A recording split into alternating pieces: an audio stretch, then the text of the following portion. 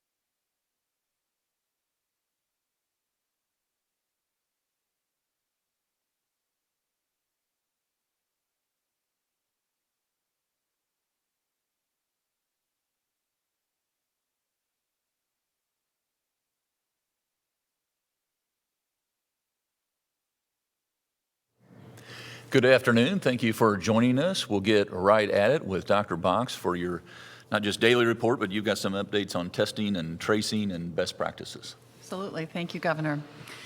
Today we reported 650 additional cases of COVID-19 in Indiana, which brings to our total 22,503 the total number of Hoosiers who have been known to have COVID-19. We also saw an additional, unfortunately, 31 deaths in our state. To date, 1,295 Hoosiers have died of COVID-19, and another 119 are believed to have died from this disease based on their symptoms, their x-rays, and other diagnostics, but did not have a positive COVID test on record. Both our ICU bed and ventilator availability remains at steady levels, with 42% of our ICU beds and just over 80% of our ventilators available today. Of the ICU beds in use, about 18% are being used for COVID patients, while just under 7% of ventilators are in use, being used by individuals with COVID. Nearly 125,000 Hoosiers have been tested for COVID-19. That's an incredible increase in just this past month. We want to keep that going. That's why we continue to encourage people to visit one of the 20 statewide testing sites we opened yesterday through our partnership with Optum, or one of the 5 drive-through clinics we're hosting this week. All of those sites are listed on the testing map at www.coronavirus.in.gov. If you have symptoms of COVID-19, please come get tested.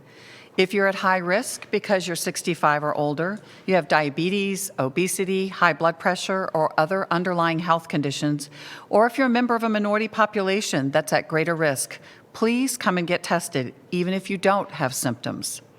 You can register for the Optum sites at lhi.care/COVID testing or by calling 888-634-1116.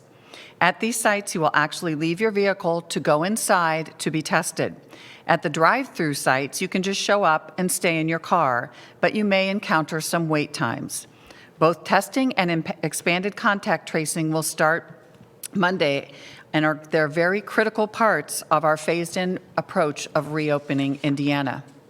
But today I want to take some time to spend talking about what every Hoosier should be doing right now. There is only one basic reason that we can safely start to talk about how we can reopen during this pandemic, and that's because we, as a state, have changed our behaviors. We've stayed home, especially when you're sick. We're disinfecting surfaces more and more. We're washing our hands. We've avoided large groups, And we have to keep doing that. Think of this like a diet. If you don't make lifelong changes and you go back to overeating and not exercising, the chances are you will regain the weight. To get through this, we have to remain vigilant and remember how COVID-19 spreads. If you cough or sneeze, and sometimes even just with breathing in and out, you're releasing respiratory droplets that can carry the virus. Others can get infected when they breathe in those droplets or touch a surface that has been contaminated, and then they touch their face or their eyes or their mouth. As our state begins to reopen, we start to think about going out to eat, back to work, to church, or even to see your mom on Mother's Day. We need to remember that this is the new normal, not normal, the new normal.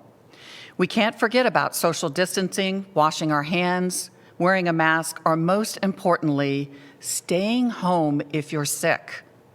I know life is going to look different, but that means it'll also look safer. We're hearing from around the state about new steps that are being taken. Sneeze guards are being put up at the BMV or drive-through windows at restaurants. Companies are looking at ways to place employees in every other cubicle and keeping plenty of hand sanitizer on hand and requiring their staff to wear masks. Businesses are requiring customers to wear masks in their stores. Even airlines are blocking rows to help with social distancing. I want to talk a little bit about masks. I know some people think that wearing masks everywhere you go is overkill, but remember how COVID spreads. If you wear your mask, you are protecting others from your own respiratory droplets. That means they're less likely to get infected if you sneeze or cough or breathe out on them. That being said, there are times when you probably could go without a mask if you're healthy. If you're walking outside in an open space and you're social distancing, or if you're going for your run, you probably don't need to wear your mask. If you're sick, put a mask on to go to the healthcare professional, but don't go out if you're sick. If you're in your private office and no one else is coming in or out, you can probably take your mask off until someone is due to come in. But if you're inside and there are other people present, it's really important for you to keep your mask on. I just want to demonstrate about putting your masks on and how you want to make sure you wear that. This should go over your ears securely or be tied at the top of your head and at your neck, and it has to cover your nose here. I know I have glasses, so my glasses always fog up, so I try to pull mine up, pull the glasses down, or when I was in surgery, I always put tape on my face, which I know can be irritating. A lot of people worry about taking their masks off and how they do that they might contaminate themselves. Remember, those are your germs that you're carrying. But if I take my mask and I lay it down like this on the surface, I may be contaminating that surface. I can't emphasize enough how important it is to wash your hands frequently. When you wash your hands, sing a song. ABCs, happy birthday 3 times through, plenty of soap. Make sure you're doing it for a long enough period of time. Afterwards, wipe your hands with paper towel and keep that paper towel to open the door and drop it hopefully in the wastebasket that's close by the door. I want to take a moment to mention gloves. Gloves are not bad, but unfortunately, gloves give people a false sense of security, and sometimes they inappropriately place people at higher risk for spreading their germs. Wearing gloves doesn't really protect you, especially if you've worn those all day and you're up around your face, moving your mask. And remember that whatever you touch on this surface and go to another surface and touch, you're going to actually potentially infect. And so realistically, it's better if you just wash your hands or alcohol your hands frequently. Even healthcare workers wash their hands before they put their gloves on and after they take their gloves off. And another caution, and I know I heard Dr. Weaver say this one day, your cell phone is probably one of the dirtiest things that you carry with you. Put it up to your face and your mouth all the time. Carry little alcohol swabs and just wipe it down. Use earbuds if you have them so you aren't putting it up to your face all the time. If you decide to go back to church instead of worshiping at home, don't crowd in the same pews. Space out. Again, the governor and I prefer that you continue to do telechurch or even church from the parking lot in your own cars with your own families. And no matter how much you want to, don't hug your elderly mom or grandma on Mother's Day. In fact, avoid hugs and kisses and handshakes completely here for a while. I know my husband and I are sad that we won't be able to be with my mother-in-law who's in a long-term care facility, but we respect and understand that we don't want to infect other individuals. And remember, we want to protect our highest risk, most vulnerable population. So if you're elderly, if you have underlying medical complications, especially if you're immunocompromised in some way, please continue to stay home, social distance, and limit your exposure. Thank you very much. Thank you, Dr. Box, for those updates and very clear reminders. Partner, you've got a lot of updates of your own in your portfolio, ag updates, rural affair updates, housing updates, and tourism. COVID-19 is affecting every agency that we oversee, and you want to give us an update on 4 or 5 of yours. Certainly. Thank you, Governor, for this opportunity to provide updates on the agencies that I oversee. Let me start with agriculture. Our farmers are no strangers to uncertainty. Whether it's trade negotiations or inclement weather or now COVID-19, we continue to see the resilience in action. And our 94,000 Hoosier farmers are dedicated to providing healthy, safe options for our Hoosiers. You know, at this particular point in time, we know that agriculture is extremely important in Indiana. It contributes over $31 billion to our state's economy. We are the 10th largest farming state. And now is a pivotal time because right now we are in the planting season. The good news, we have 33% of our corn and 22% of our soybeans in the ground, which is way ahead of our 5-year average. And as farmers are on the roadway getting the job done, let's remember to be safe as we drive our roadways, not just for our farmers, but for all Hoosiers. And as I mentioned previously, the Office of Community and Rural Affairs, or OCRA, created the COVID-19 response program to help our rural and small communities all over Indiana. And to date, we have granted $10.7 million to 62 communities to assist in 4 key areas: increasing access to medical facilities, providing testing resources, increasing food pantry services, providing grants or loans to small businesses for job retention. And several communities have already deployed these resources out to their local area, like Hartford City. They're providing personal protective equipment for local first responders to address the spread of COVID-19. The funding will also provide rapid COVID testing for 2 Abbott machines. The city is also supporting the Community Health Service Food Pantry, which has seen a 38% increase in traffic since January of this year. The City of Brazil is purchasing 2 months of groceries and supplies for local residents in need. And by partnering with the Clay County Emergency Food Pantry and the Senior Citizens Food Pantry, the city is able to provide assistance to 4,400 families and individuals. Union County is using the funds to purchase personal protective equipment for its local first responders and to provide COVID-19 testing to its county residents. With 20% of the county aged 65 years and older, it is vital that rapid testing is available. The county is also purchasing equipment to install internet hotspots around the courthouse in the town of Liberty. They currently have no Wi-Fi locations available to the public, and due to the stay-at-home order and schools transitioning to e-learning, Wi-Fi connections are critical, especially in underserved areas. These hotspots will also assist residents who need to file for unemployment or complete job applications. The City of Wabash is another community that several weeks ago received $250,000 to provide grants to their local business community. And I'd like to introduce you to 2 special guests who will share with us their plans on how to use this money. So, Governor, at this time, I'd like to introduce Wabash Mayor Scott Long and Grow Wabash County President, CEO Keith Gillenwater. Are you on? We're on. On. Wonderful. Well, Mayor Long, let us start with you. Can you describe the current economic impact of COVID-19 on Wabash? Well, our local small businesses have done a really good job of adapting to online selling through social media to get them through this time. And the local restaurants have offered curbside takeout and delivery service since the onset of the shutdown. This has allowed them to maintain their businesses somewhat thus far.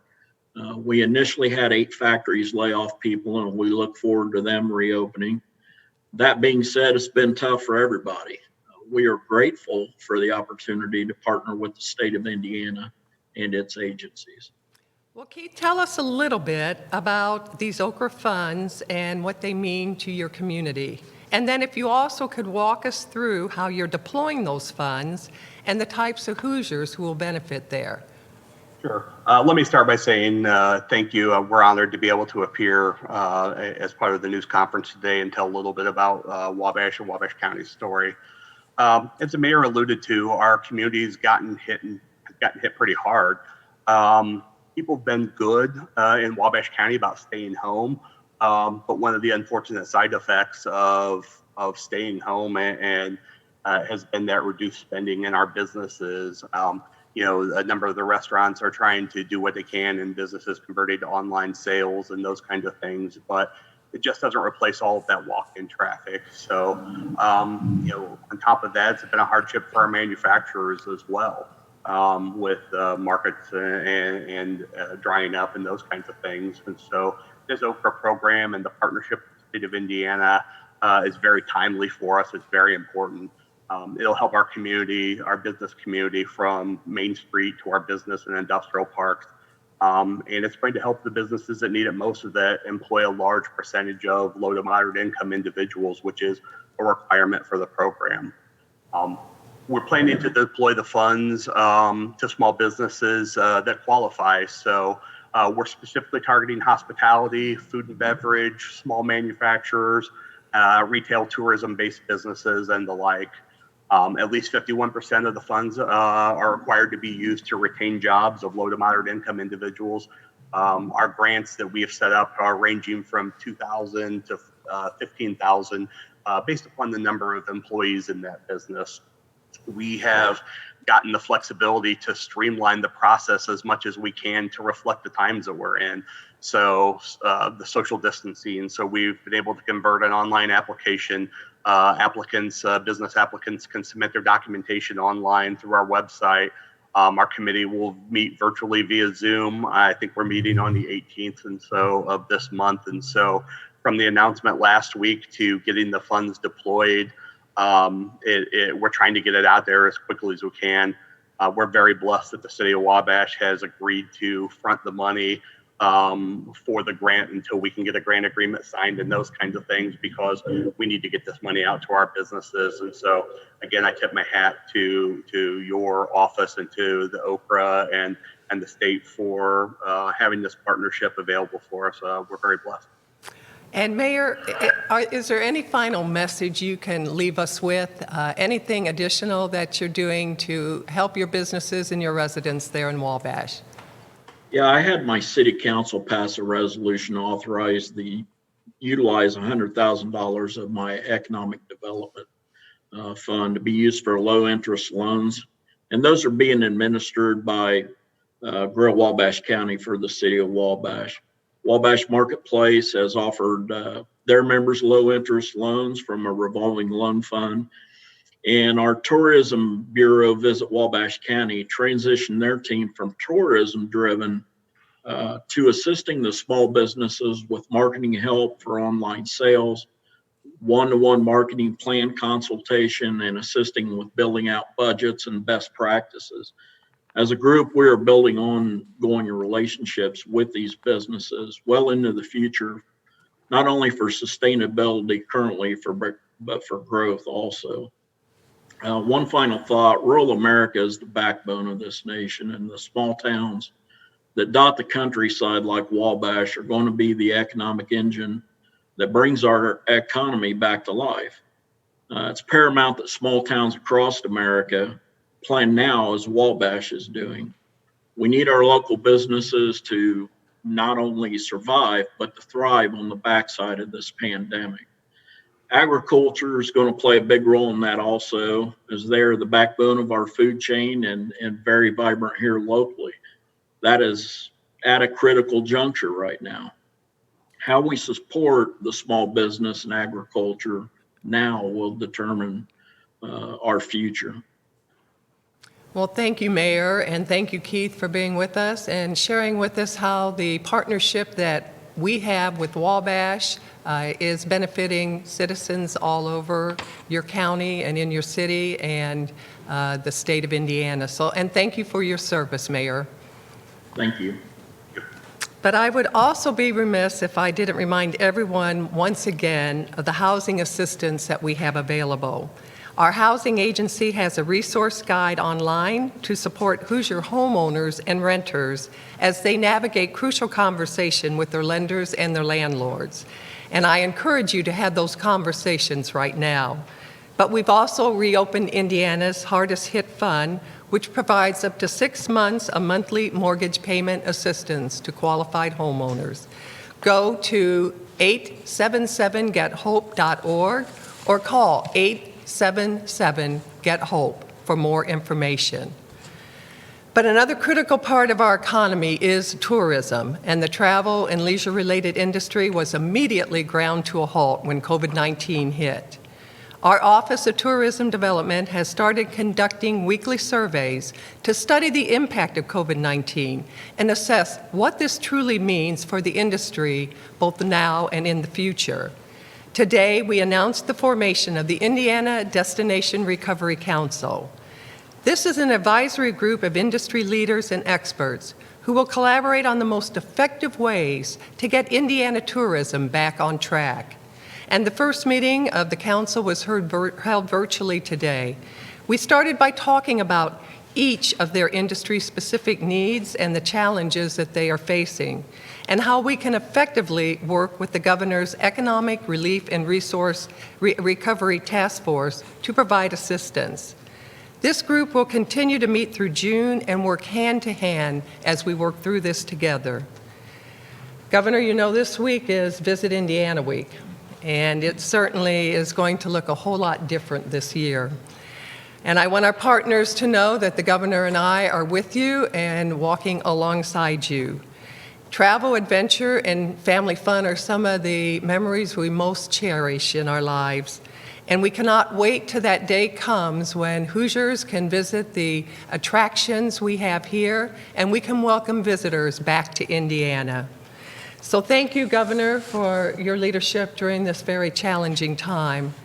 And through all the uncertainty, one thing remains very clear in my conversations with Hoosiers. We are strong, we are resilient, and we are in this together. Thank you very much for your leadership on all those multiple fronts, making a difference. Fred, you are up with some updates on the unemployment insurance benefits. Yes. So we had 43,277 initial claims filed for the week ending May 2nd. This continues to show a downward trend since our peak claims week back in March. We're also seeing a record number of payments being made. We made 1.4 million unemployment insurance payments back in the month of April for a total dollar amount of $749 million. So far in the month of May, we've made 313,000 unemployment insurance payments, totaling $237 million. So all in all, since April, we've paid out around $986 million in federal and state benefits. That's close to $1 billion in benefits since April. So when we look at our call center, our volume is still high, more than 1.3 million call interactions in the month of April. So far in the month of May, we've had about 153,000. Our wait time is still high, and our callback efficiency is improving. So we're improving on both of those two fronts, but we're still nowhere close to where we want to be. And we're still nowhere close to claimants actually feeling that positive trend. But we're encouraged that that trend will continue. We've seen some recent changes with the additions that we've made to our staff. We've had additional staff to join this week, over about 160 of them. We've seen some changes in the new technology that we've added, which has allowed for more callbacks. We're also experiencing a greater number of workers being able to answer more questions. So our goal is to ensure that these positive trends continue, but more importantly, that people are starting to feel the positive trends. So I want to share a little bit about our federal programs. As you may recall, we had several federal programs that we had to implement. First, we had to implement the Pandemic Unemployment Compensation Program. That was the additional $600 a week program for our regular UI claimants. We launched that last month ahead of schedule. We also announced for our Pandemic Unemployment Assistance Program, this is the temporary unemployment insurance program for those who have limited work history, independent contractors, and those self-employed. We successfully launched the application intake process in April. On last night, we took our uplink system, our unemployment insurance system, offline for a few hours to make some updates so we can go into our final phase of PUA. And that final phase is the actual payment of the benefits. So that went successful last night, and we'll start seeing payment disbursements being made on tomorrow under our PUA program. Not all payments will be made on tomorrow. Those payments will be made in batches. So if you don't see a payment in your account, don't fret, it's on its way. We've had over 75,000 applications to have been successfully filed under our PUA program. I want to talk a little bit more about another federal program that we've had to update our IT system for. It's called the Pandemic Emergency Unemployment Compensation Program, or PEUC. This is another federal program under the CARES Act. This provides 13 weeks of extension payments after a person has exhausted their 26 weeks under the regular unemployment insurance program. Our IT team has worked diligently to put this program in place. The extensions will take place beginning on tomorrow as well for those who are impacted. So we've successfully implemented 3 of the federal programs required under the CARES Act. And we continue to make sure that we're providing services to you, and we want to make sure that we continue to do them better every day. So I want to talk a little bit about job availability and public information. As a reminder, the Department of Workforce Development has a responsibility to ensure that we're connecting people to resources. Those resources include job training, they include connecting individuals to jobs, and also connecting employers to skilled employees. Just this past week, or this current week, we've had 2 virtual job fairs. They've been very successful. On Tuesday, we had one in eastern Indiana with about 4 employers.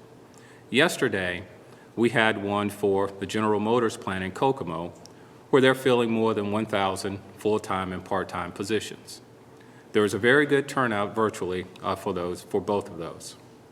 So coming up on May 20th and May 27th, we have a virtual job fair for the Terre Haute area.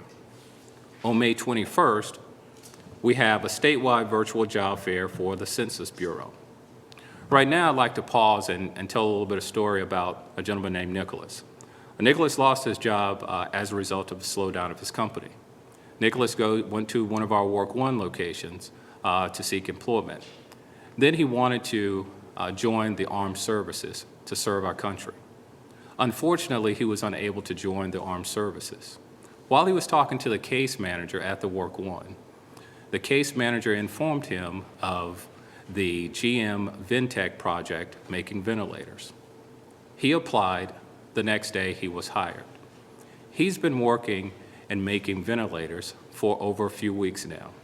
He was not able to serve our country through the armed services, but he has been able to serve our country providing this vital resource, the ventilators, over in Kokomo. So I want to say thank you, Nicholas, for serving our country in that way. So I want to spend a little bit of time talking about what we have planned for information on return to work. As you may recall, we've been getting a few questions about return to work and what does that do to my unemployment insurance from both an employer and an employee standpoint. We're going to provide several information sessions for both employees and employers. We have webinars planned for both claimants and employers over the next 2 weeks. Specifically, we have a Facebook Live event scheduled for May 13th for both claimants and employers. We will provide you with information on what you need to know about return to work requirements. We'll also continue to update our frequently asked questions on our website. I also want to remind us that we have a rapid recovery plan and action team in place now. We've been having this team in place for quite some time, and this rapid recovery plan, again, it's an accelerated action plan to support Hoosiers in securing jobs, growing skills, and developing talent when we work our way out of this pandemic. This is a joint effort with the Governor's Workforce Cabinet, partners like Strata and TPM and Associates. So prior to COVID-19, we were engaged with a variety of training programs with over 900 active employers training more than 8,000 people. Our plan is to refocus our training to address this moment that we're in now. Keep in mind that during COVID-19, although we've had hundreds of thousands of claims filed, we're continuing to pay close to $1 billion in payments. We're not making those payments fast enough, but we will get there, and we will ensure that each and every Hoosier who's eligible for benefits receive their benefits. Thank you, Governor. Thank you, Fred.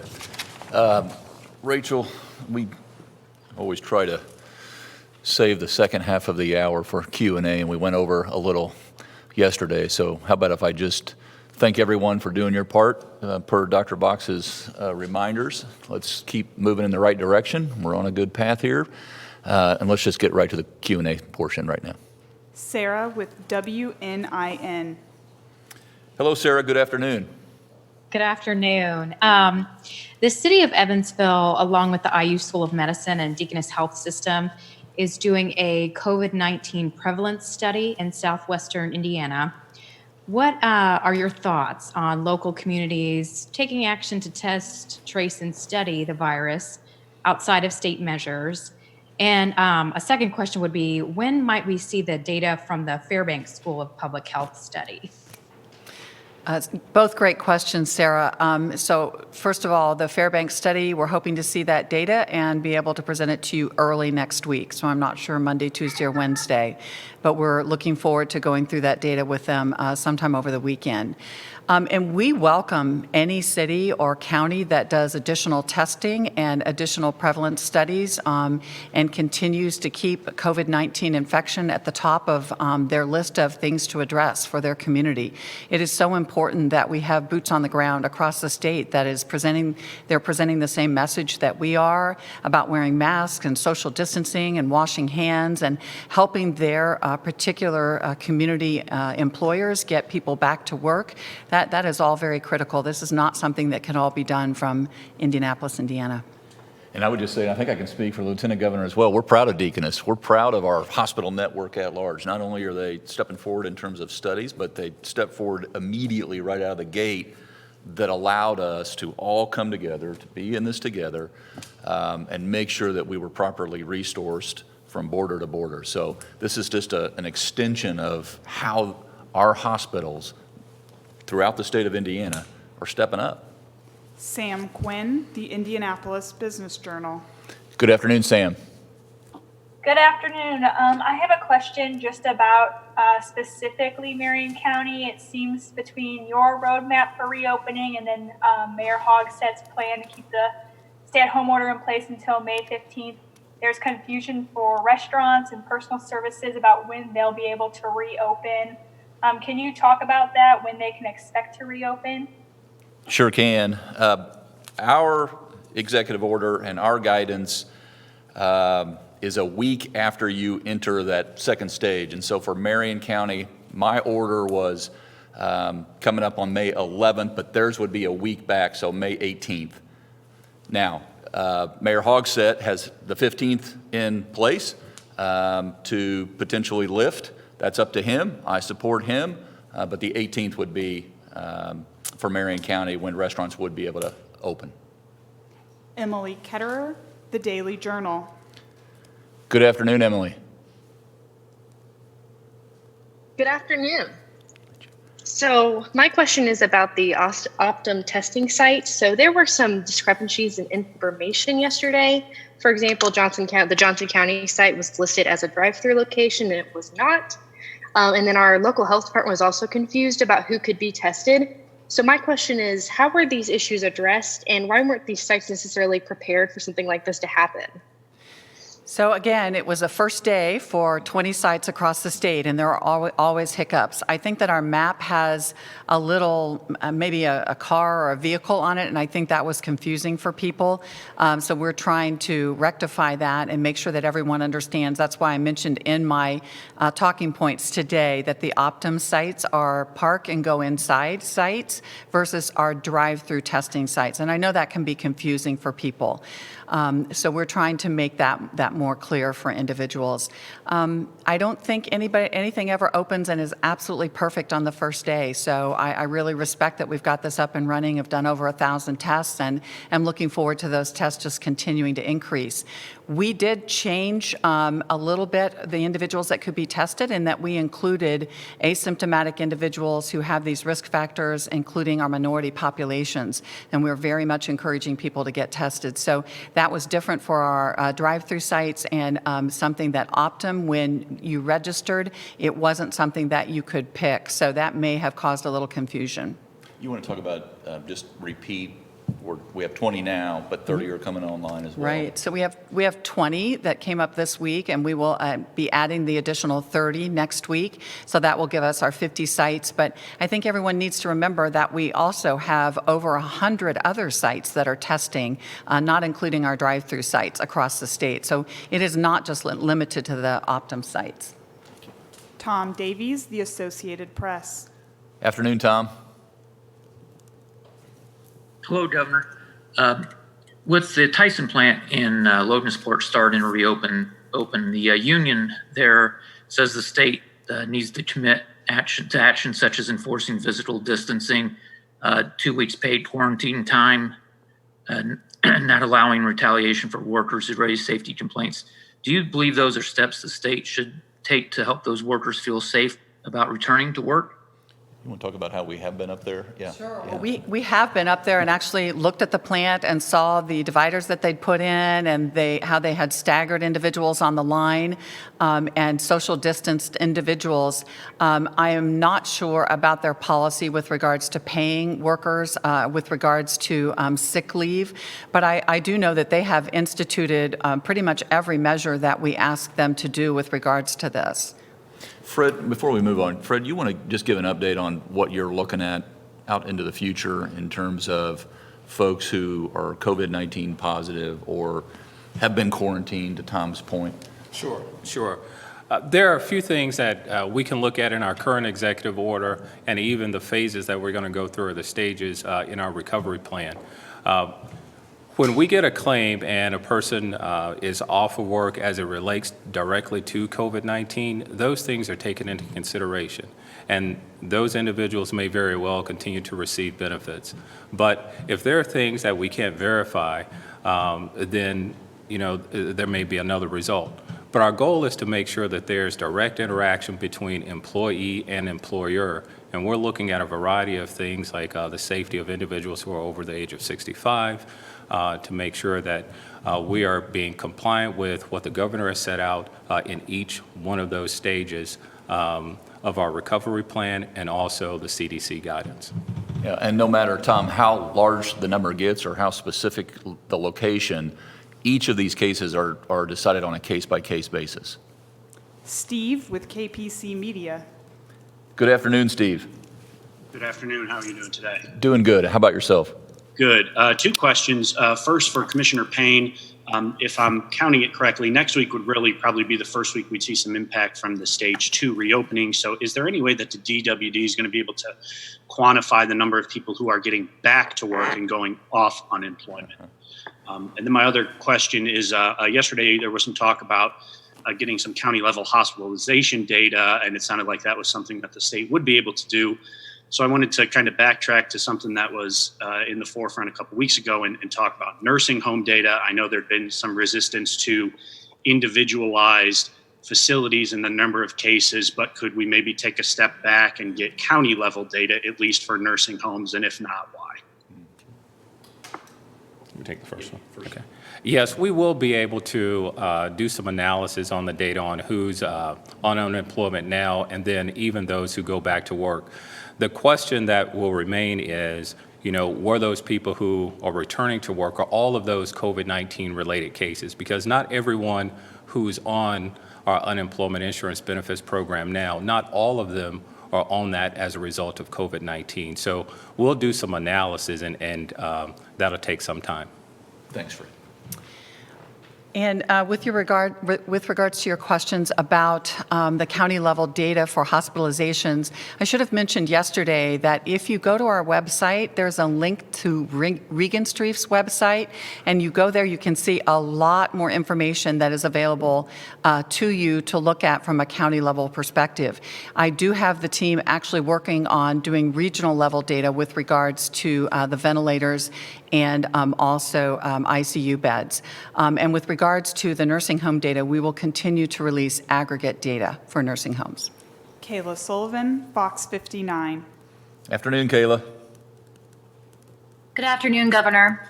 We've been informed new nursing home guidelines no longer require nursing homes to disclose the number of COVID-19 deaths at a facility, just the number of cases. If that is true, why did the state stop requiring the disclosure of death numbers? And then my second question, do you encourage businesses to disclose the number of COVID-19 infected employees to staff? Why or why not? Dan Rosiniak, Chief Medical Officer for FSSA. I can answer the first question.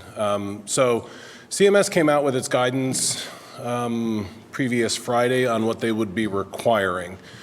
We have not changed our frequency. We're still requiring daily reporting. We did change that they didn't have to report daily number of deaths, but we still require long-term care facilities to provide the total number of deaths that have occurred in their facility.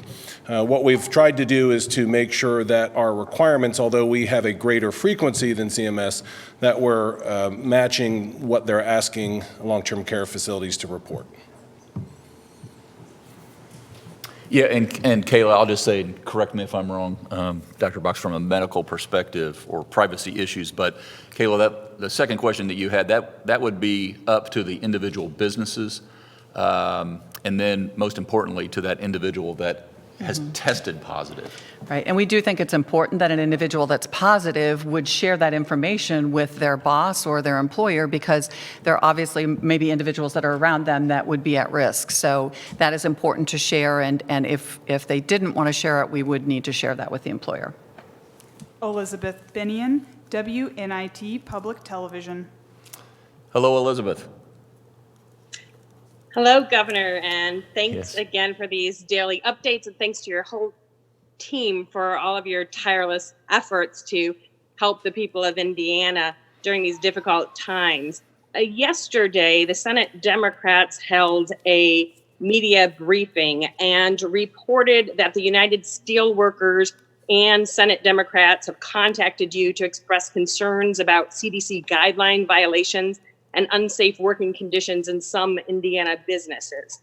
Well, your media briefing yesterday focused on businesses that are eager to protect their workers. Senate Democrats and some labor leaders have expressed frustration that IOSHA seems unwilling or unable to enforce safety guidelines or penalize businesses that break the rules. What is your administration doing to ensure worker safety? And will your administration consider forming a task force with labor representation to focus exclusively on worker safety issues? Yeah, Elizabeth, we have a process. Joe, you want to give folks a current look at where we are. It's Thursday, I guess, but I mean, IOSHA would be looking at this in the old times and in the new normal that we find ourselves in right now. So we are absolutely focused on worker safety, and any tip that we get is investigated. Yes, Joe Herons, General Counsel here in the Governor's office. So in the executive order, we do talk about, and this goes back in the last few executive orders, that the recognition that IOSHA has and businesses have a general duty clause, which they need to provide a safe working environment. And so that is Indiana law. That is something they're supposed to be providing. To the extent there are complaints in that regard, they go to IOSHA, and IOSHA has the ability to look into those.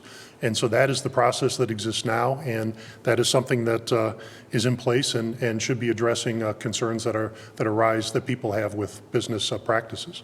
Thank you. Brandon Smith, Indiana Public Broadcasting. Good afternoon, Brandon. Afternoon, Governor. My question is, I actually have two questions, hopefully relatively quickly. First, for Commissioner Payne, does Indiana have plans or will it need to ask the federal government for a loan to supplement the UI trust fund? And if so, what will the interest look on that loan? And then a question for maybe you, Governor, or one of your staff. Sure. There's been some confusion expressed to me from multiple bar owners about the differentiation you make in the guidelines between bars and bars that serve food. Bars that serve food are allowed to open at 50% capacity under phase 2, whereas bars and nightclubs have to wait a couple of phases in order to reopen. So quickly, what is the differentiation between those two? And could a bar reopen soon if they just start giving out Hot Pockets? There's always someone. Well, I think the difference between, Fred, why don't you let Joe step up here first, and he can clean up what I say here. But I mean, I think Brandon, other than you need an ID to get into a bar and you need to be 21, and that's not the case for a restaurant, but the thinking that we had going into this, our bars are typically areas where you're sitting very close to each other, maybe on stools. Standing closely. And again, just like other sectors, other lines of work, we couldn't do everything all at once. And so we're phasing this in, and that's the real distinguished point about this discussion. And I understand, and I've had the same question, Brandon, asked of me, but you want to talk about just from a technical perspective? Sure. So the executive order that went into effect for stage 2 on Monday, and that obviously restaurants can begin operating in the near future. It talks about a couple of things, and I'll just run through them, and then I'll make some comments in general. But it makes very clear that in restaurants that have bar areas, so think about a restaurant that has a bar section, that bar section has to be closed. Okay, so in legitimate restaurants that have a bar section, that bar section is closed. In a separate paragraph, it categorizes bars and taverns, and that those need to remain closed. They've been closed to this point, but they need to remain closed at this point. There's also language that you cannot have live music or disc jockeys, for example. Those are not permitted, and again, it's because we don't want this to be a social event with a lot of people close together. But think about it this way. Restaurants that have a bar area, that have a legitimate food service and a dining section, those can be open. Bars and taverns that might provide popcorn or Hot Pockets, really that don't have a legitimate restaurant feature to it, we have to apply common sense to this, right? And if you do that, we all know what those kind of bars and taverns are like, and they need to remain closed at this time. And so that's what I would add to it. There is some guidance that I believe is been put together, FAQs through the Alcohol and Tobacco Commission on this point to try to clear up some of these questions. And so I would direct people to look there to provide some guidance to them on how to move forward based on these different types of operations. Thanks. You remember the first question, Fred? Yeah. So with regard to our unemployment insurance trust fund, we are a little bit south of $600 million, and we're monitoring that very closely on almost a daily basis. So as we monitor it, we'll know if and when we need to tap the federal government for a loan. In terms of what the interest rate will be, we'll have to follow up with you on what that interest rate will be if we have to do that. Yeah, and Brandon, and I like your first, Your second question, you were asking for a friend. I duly noted about the bars. But we're also tracking the conversation that's going on in Washington, D.C. with our congressional delegation. And as that unfolds, we'll also be making our voice heard out there as well in terms of what the fine print looks like. Rob Burgess, the Wabash Plain dealer. Hello, Rob. Good afternoon. Good afternoon, Governor. Dr. Box, my regards to you and your family. And thank you for that practical advice at the start. I think that was important. Good to see you again, Keith, Mayor Long. It's been too long since I've seen you in person. I guess this is for Keith or maybe Lieutenant Governor Crouch. Are the PPP loans getting out to small businesses you're working with? I know there was a recent injection of more funds federally after the first amount was quickly exhausted. And I guess the second question is for Governor or Dr. Box. I wanted to return to privacy and contact tracing. Obviously, that's worked well in places like South Korea, but how do you balance privacy concerns with public health when it comes to that?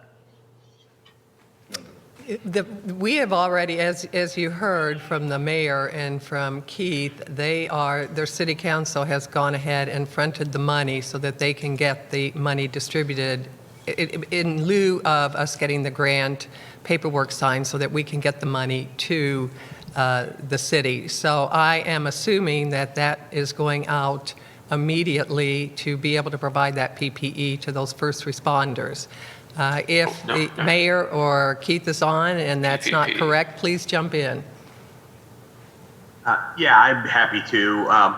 We've had a lot of success with a lot of our small business community as well as with our nonprofit community at successfully applying for and receiving the PPP loans through the SBA and through a lot of our local community lenders. So we've been very happy with the amount that have been awarded. And I'll kick it over to Dr. Box and OBGYN and Rob. He has joined your force. Yeah, he was delivering a baby. And I think you talked about this privacy issue maybe last week a little bit in terms of tracing. You want to elaborate again? So congratulations, by the way, Rob, and good job. Thank you. What I want to say about privacy, the Indiana State Department of Health is very, very used to protecting privacy as we do contact tracing. I mean, we deal with and have dealt with diseases like HIV and syphilis and a lot of other diseases for many, many years, and that is always at the utmost of every decision that we make. That being said, there are diseases that we have to contact trace. We have to notify people that they've been exposed to a particular disease, and sharing that with people like employers or other individuals is critical so that we can help to prevent the spread of that disease. So we are very, very careful about that. Individuals that work with us and help to do the contact tracing are basically under an obligation to share absolutely no information. And they will be seeing and talking to enough individuals that just typically doesn't happen. But I can tell you, having been a physician all these years, that we're very, very careful. We always have been careful, and we will continue to be careful with that privacy. No social security number shared? No. If someone asks you for a social security number, it is not the Indiana State Department of Health calling you for contact tracing. I can tell you that. Eric Berman, WIBC. Good afternoon, Eric. Afternoon, Governor, and Dr. Box, my condolences on your loss. Governor, I wanted to revisit a question from 2 days ago. You said as we head into stage 3, you're going to be looking at the same metrics that got us into stage 2, hospitalization, capacity, testing, contact tracing. My question is, what do we need to see? Is it just, do we need to see those go down, or rather hospitalization go down further, testing go up further?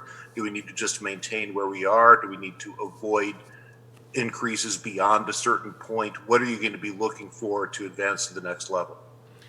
Well, at the minimum, we need to be prepared for any surge that may come on the horizon. We need to make sure that we continue to flatten this curve and draw it out. We don't know how long this will be with us, but I'm guessing through the end of the year and maybe beyond that. And so the 4 principles will be timeless, quite frankly, Eric. They will, as long as we can care for those who are in need, as long as Hoosiers are practicing good physical distancing and good hygiene, and our elderly population is staying at home more so than cautiously going out and re-engaging. The folks who have those underlying health concerns, as Dr. Box ticks off every day, then we're on the right path, and we will go from stage 2 to stage 3, depending on what this virus does. It's a novel virus, so it's we're learning so much about it on a daily basis around the world. But yeah, we'll continue to look at those 4 principles. They are what's gotten us to this point, and we'll experience more progress if we continue to pay attention to them and have the resources, those beds available, the ventilators available, the PPE available. But it also comes down to that behavior. You want to? Well, so we expect that the cases will go up when we start to open things up. Again, that's why we're protecting our most vulnerable population, so that hopefully we don't experience those severe morbidity or mortality associated with the cases. But I think at the same time, what we'd like to see is, as those cases are going up and we test more and more people, I'd like to see that percentage of positives of the number that we're testing start to go down. And we may see that in certain regions of the state before we see that in other regions of the state. So that'll be entering into our decision making. And next week we're going to learn, I would guess, again, not a physician, but the Fairbanks study. This will be important because of the very nature of what we're studying. Julie McClure, The Republic, Columbus. Good afternoon, Julie. Thanks for joining us. Hi, Governor. Thanks for taking my question. Bartholomew County is home to a large number of manufacturing facilities employing thousands of workers in southeastern Indiana. I'd just like to get your view on whether you believe these manufacturers have enough PPE to safely reopen, and what guidelines are you giving manufacturers beyond OSHA regulations for reopening?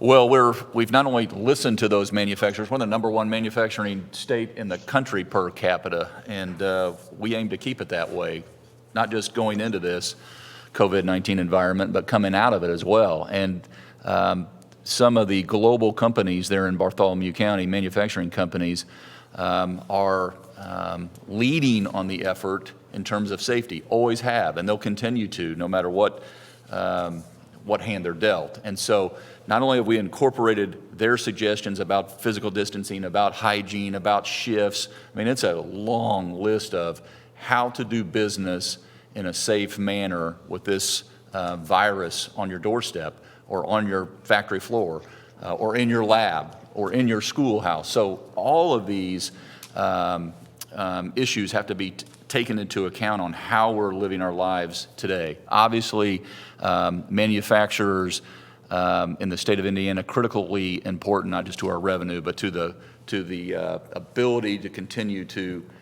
fund all the efforts, whether it has to do with FSSA or the Department of Health.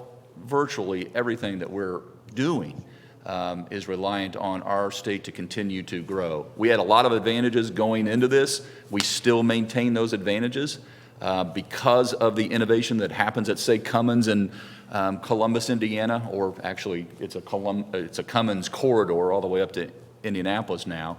But we maintain a good tax and regulatory environment. We maintain a good Hoosier workforce and work ethic, and we maintain having, as Fred has mentioned just earlier today, workforce development programs, training and retraining our workforce. And so all these things factor into that question about where we'll be in terms of what the future looks like. But absolutely, safety considerations are front and center right now, as they should be. Thank you for joining today's briefing. Governor Holcomb's next briefing will be tomorrow at 2:30 p.m. Eastern.